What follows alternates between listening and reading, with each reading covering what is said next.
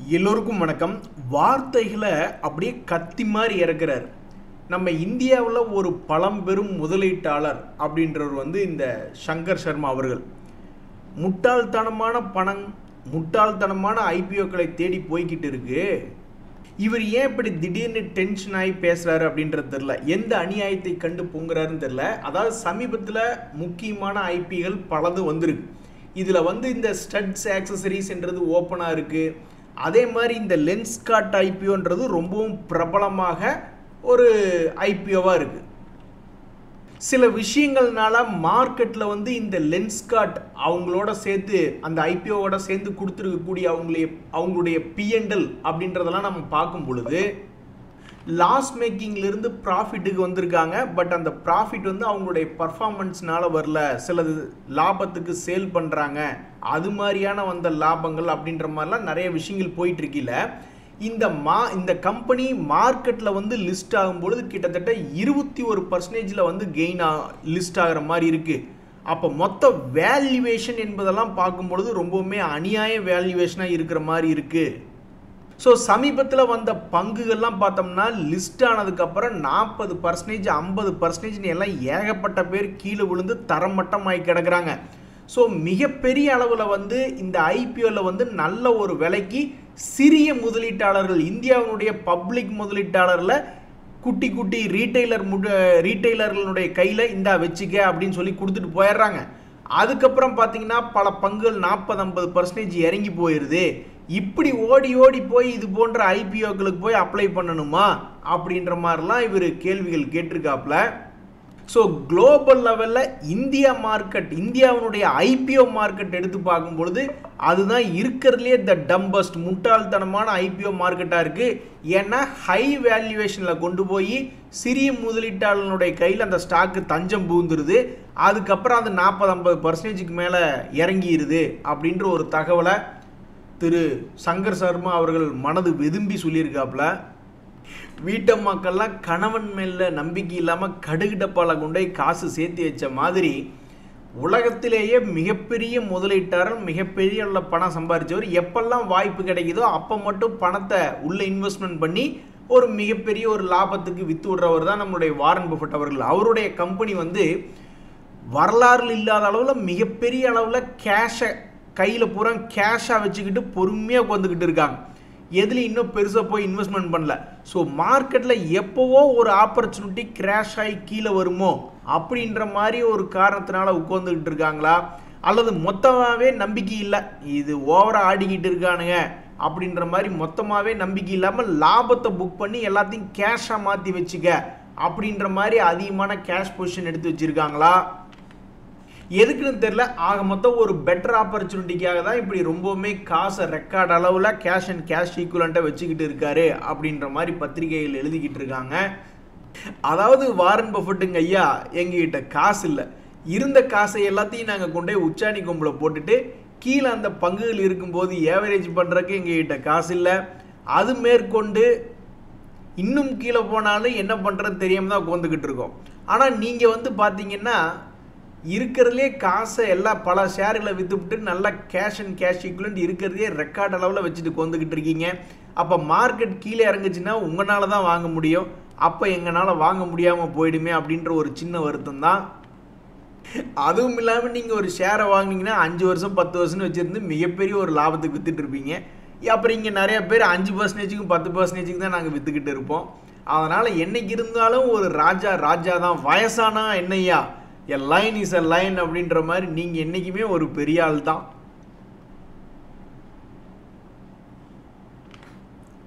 இந்த சமயத்தில் தான் பல ட்ரேடர்கள் என்ன சொல்கிறாங்கன்னா, உனக்கு ஒரு 500 ஸ்டாக்குக்கு மேலே ஸ்டாக் தேவையா? அதாவது நம்மளுடைய என்எஸ்சி ஸ்டாக் எக்ஸ்சேஞ்சில் 2000-3000 ஷேர் லிஸ்ட் ஆகிருக்கு. அதில் அவனே லிஸ்ட்டு போடுறான் எந்த பங்குகள்லாம் எக்ஸ்சேஞ்சில் ஓரளவுக்கு நல்லா வாலட்டிலிட்டியாக ட்ரேட் ஆகக்கூடியவை, எதெல்லாம் லிக்விடிட்டி அதிகமாக இருக்கும், இந்த கம்பெனியில் வச்சு எக்ஸ்சேஞ்ச் நடத்த முடியுமா முடியாதா? ஏங்க தக்காளி வந்தால் தானேங்க தக்காளி மார்க்கெட் நடத்த முடியும். எல்லாம் அழுகுன தக்காளியாக வந்தால் எப்படி ஒரு தக்காளி மார்க்கெட் இருக்கும்?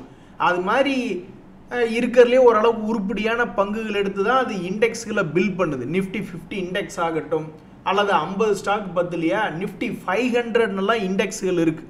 அதில் வந்து மொத்தம் 2500 ஸ்டாக்குகளில் எவன் ஓரளவுக்கு பெட்டரான கம்பெனி அப்படின்ற மாதிரி பார்த்து தான் நிஃப்டி 500 இண்டெக்ஸ் எல்லாம் பில்ட் பண்ணுறாங்க.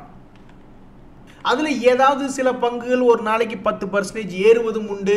அதே மாதிரி கீழே விழுந்துகளில் பந்து கிடக்கக்கூடிய பங்குகள்னு போய் எடுத்து பார்த்தோம்னா அது 4-5% பக்கம் இறங்கி இருக்கக்கூடிய பங்குகளும் என்னைக்காவது ஒரு நாள் இருக்கத்தான் செய்யும். ஒன்றும் இல்லை, நேற்றத்தை வெள்ளிக்கிழமையினுடைய ட்ரேடிங் இதை எடுத்து பார்த்தீங்கன்னா டாப் கெய்னராக இருக்கக்கூடிய பல பங்குகள் வந்து தன்னுடைய லைஃப் ஹை பக்கத்துலேயோ அல்லது 52 வீக் ஹையில் தான் இருக்குது.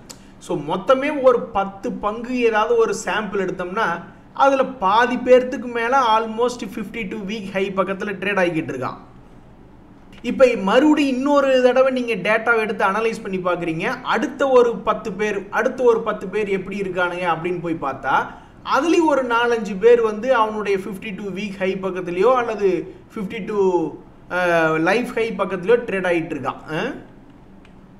சரி, அடுத்தது இன்னொரு நெக்ஸ்ட் 10 போய் பார்த்தோம்னா அதுலேயும் எவனோர்த்த இந்த MRPL முதல் கொண்டு அதுலேயும் சில பங்குகள்லாம் வந்து 52 வீக் ஹை பக்கத்துலேயோ அல்லது அதுக்கு மேலேயோ ட்ரேட் ஆகிட்டு இருக்கான்.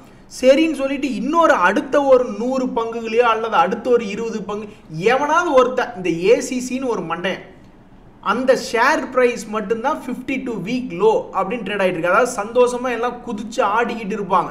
ஆனால் இந்த ACC ஷேர் வச்சுருக்கிறவங்க ரொம்ப துக்கமாக இருப்பாங்க. ஏன்னா அது இப்போ 52 வீக் லோவில் இருக்குது. என்னைக்கு மேலே ஏறி வருவான்றது தெரியாது. பட் சாம்பிளுக்கு எடுத்து பார்க்குறோம், மேலேருந்து ஸ்க்ரோல் டவுன் பண்ணிக்கிட்டு இருக்கோம். ஒவ்வொரு 20 ஸ்டாக்ஸ்குள்ளேயும் எவனாவது ஒருத்தர் 52 வீக் ஹை பக்கத்தில் ட்ரேட் ஆகிட்டு இருக்கான். இவ்வளவு நேரம் சுற்றுனதுலேயே அப்புறம் TCSன்னு ஒரு பங்கு அதுவுமே வந்து 52 வீக் லோ பக்கத்தில் இருக்குது. எத்தனையோ பேர் சந்தோஷமாக இருக்கான், இப்படி 1-2 பேர் வந்து தொந்தரவு பண்ணிக்கிட்டு இருக்கான். அடுத்தது ஒரு 25 ஸ்டாக்னு ரோல் டவுன் பண்ணால் அதுலேயும் எவனாவது ஒருத்தன் பாதிக்கு மேலே 52 வீக் ஹையை தொட்டோம். இன்னொருத்தன் UBLன்னு ஒரு பங்கு அது 52 வீக் லோ பக்கத்தில் இருக்குது. அதை கூட விடுங்க. அதுக்கப்புறம் சுற்றி பார்த்துக்கிட்டே வந்துக்கிட்டு இருக்கோம். எவனாவது ஒருத்தன் வந்து 52 வீக் ஹை பக்கத்தில் ட்ரேட் ஆகவன் இருக்க தான் செய்கிறான். அதுதான் ஸ்டாக் மார்க்கெட்டில் இருக்கக்கூடிய பல ட்ரேடர்கள் என்ன சொல்கிறாங்க அப்படின்னா, அடா இந்த நிஃப்டி 500 ஸ்டாக்ஸை பார்த்து கரெக்டாக கணிச்சு எடுக்க தெரிஞ்சாவே அதுவே போதுமே, எதுக்கு 1000 பங்குகள் 2000 பங்குகள் எடுத்து பார்த்துக்கிட்டு இருக்கணும். இந்த அவனே எக்ஸ்சேஞ்சுக்காரனே நிஃப்டி 500ன்னு ஒன்று எடுத்து வச்சுருக்கான், அதில் எல்லாமே கீழே நெகட்டிவ்லியாக காட்டுது. ஏதோ 1-2 52 வீக் லோவில் போய் ட்ரேட் ஆகிக்கிட்டு இருக்கான். அதுக்கு 1000 காரணம் இருக்கும். ஆனால் அதே சமயம் மேலே போனவனே நிறையா இருக்கானே, மார்க்கெட் உச்சத்தில் போகல அப்படின்ற மாதிரி பல ட்ரேடர்களுடைய எண்ணம் என்னென்னா, இது போன்ற பங்குகள் நிஃப்டி 500 இண்டெக்ஸ் போன்ற பங்குகளை என்னென்னு பார்த்து கான்சன்ட்ரேட் பண்ணாவே ஜெயிச்சிடலாமே அப்படின்றதான்.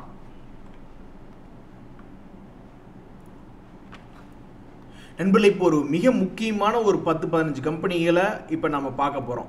என்ன விஷயம் அப்படின்னா, சமீபத்தில் நியூஸ்கள் வந்திருக்கு. அந்த நியூஸ்கள்னால அடுத்தடுத்த வாரங்களில் ரொம்ப வாலட்டிலிட்டி இருக்குமா அப்படின்ற ஒரு எதிர்பார்ப்பு மார்க்கெட்டில் வந்திருக்கு.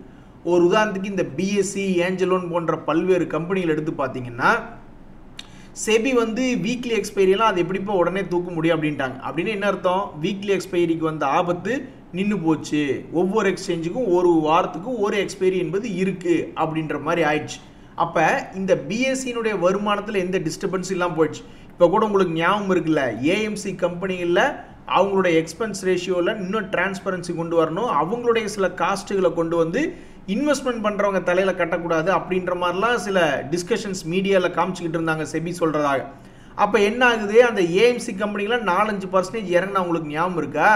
ஏன்னா அவங்களோட இன்கம் ஏதாவது பாதிப்பு வந்துருமோ அப்படின்னு. ஆனால் இப்போ இவங்கள BSE மற்றும் பல்வேறு புரோக்கிங் கம்பெனிகளில் அந்த வீக்லி எக்ஸ்பைரியை தூக்க போகிறதில்ல அப்படின்ற ஒரு தகவல் வந்ததுக்கப்புறம் அடுத்தடுத்த வாரங்களில் இந்த BSE ஷேர் எப்படி இருக்கும்?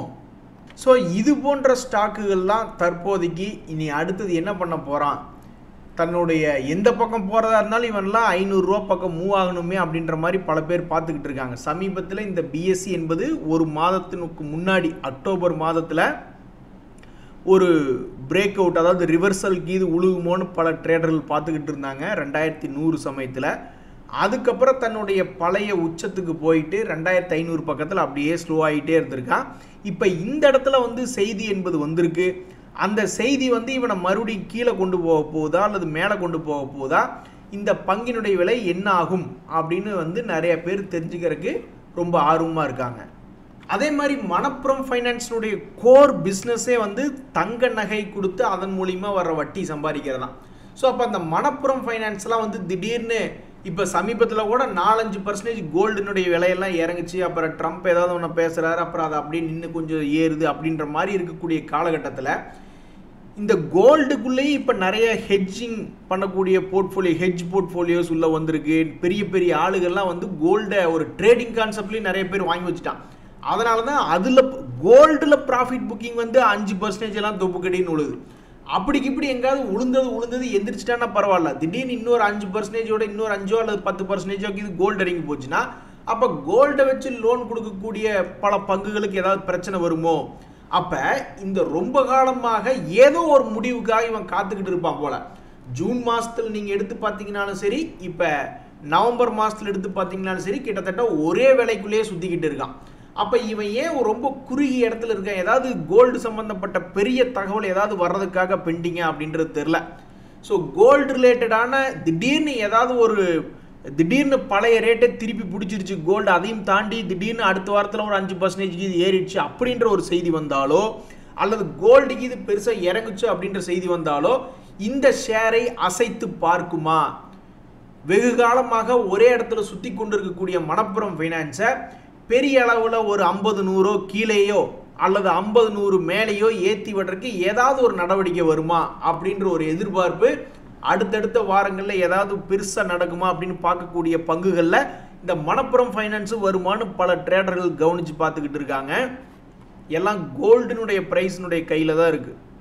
ஒரே ஒரு ஷேர் வச்சுருந்தா போதும், இந்த தீராத தலைவலி, ஒரு மாதிரி வயிறெரிச்சல், எல்லா பிரச்சனையுமே கொண்டு வரக்கூடிய சில பங்குலாம் ஷேர் மார்க்கெட்டில் இருக்குது. அதாவது பயங்கரமான தாக்குதல், மனநிலையை பாதிக்கப்படக்கூடிய தாக்குதல் ஏற்படுத்தக்கூடிய பல பங்குகள் இருக்குது.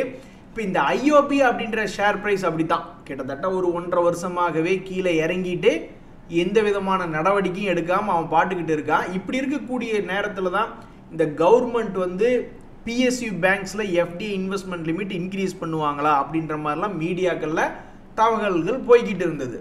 ஸோ இந்த மாதிரி ஏதாவது தகவல்கள் இந்த இந்தியன் ஓவர்சீஸ் பேங்க்கினுடைய ஷேர் ப்ரைஸை அசைத்து பார்க்குமா? இவனு எதுக்கோ ஒரு விஷயத்துக்காக வெயிட்டிங்கில் இருக்கான்.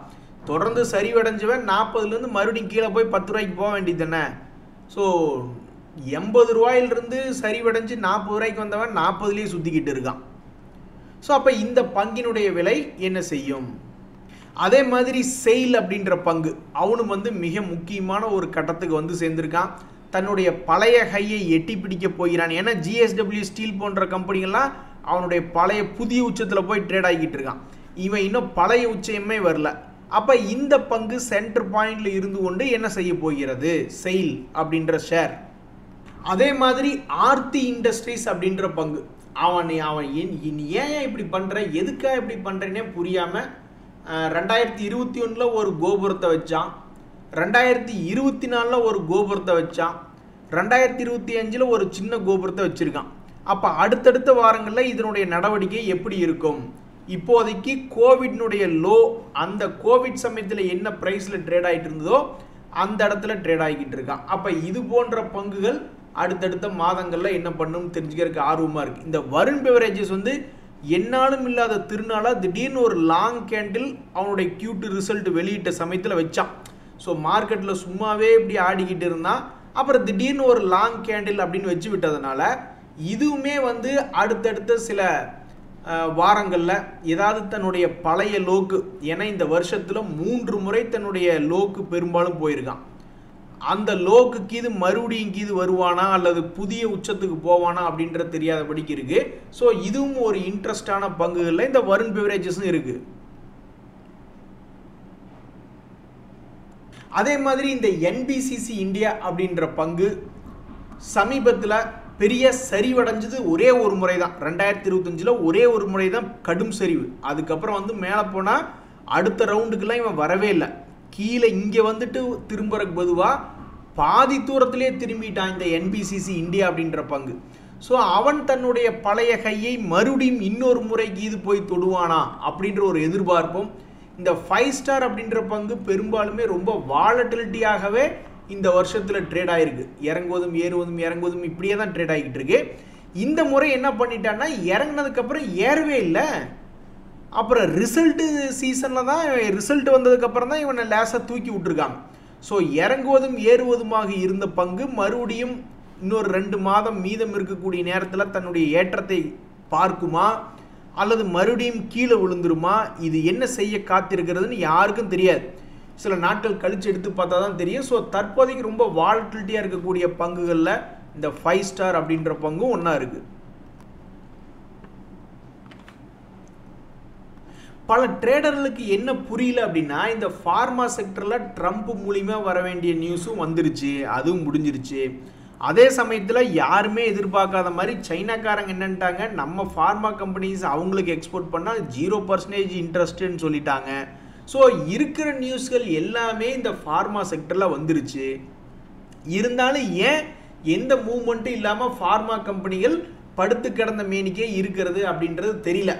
ஸோ இனிமேலாவது இந்த ஃபார்மா கம்பெனியில் ஏதாவது மீன் பண்ணுற மாதிரி போட்டு ஏதாவது பெரிய வாலட்டிலிட்டி கீழேயோ அல்லது மேலேயோ ஏதாவது ஒன்று வருமா அடுத்தடுத்த வாரத்தில் அப்படின்னு ஃபார்மா கம்பெனிகளை பல பேர் பார்த்துக்கிட்டு இருக்காங்க. இந்த இன்டெலெக்ட் டிசைனரினா அப்படின்ற ஒரு பங்கு, அதுவும் வந்து இந்த 2025 நீ என்னப்பா அப்படின்னு கேட்டால், நல்லா பாரியா நான் என்ன பண்ணியிருக்கேன் அப்படின்ற மாதிரி 600 ரூபாயிலிருந்து 1200 ரூபாய் போன பங்கு.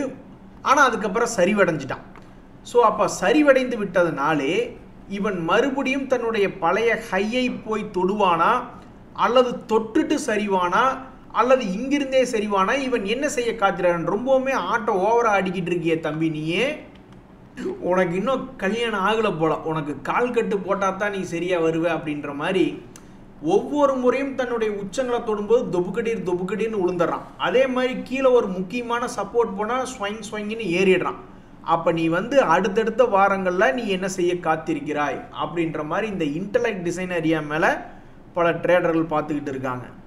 அதே மாதிரி இந்த Q2 ரிசல்ட்டுனால ரொம்ப வயலண்ட்டாக ட்ரேடான பங்கு தான் இந்த ப்ளூ டாட். ஸோ இந்த ப்ளூ டாட் பங்குமே அடுத்தடுத்த நாட்களில் என்ன செய்ய காத்திருக்கிறான். இப்போ தான் ஒரு ரவுண்ட் என்பது போயிட்டு வந்திருக்கு. இந்த 2025 பார்த்தீங்கன்னா ஒரே ஒரு ரவுண்டு தான் போயிட்டு வந்திருந்தான்.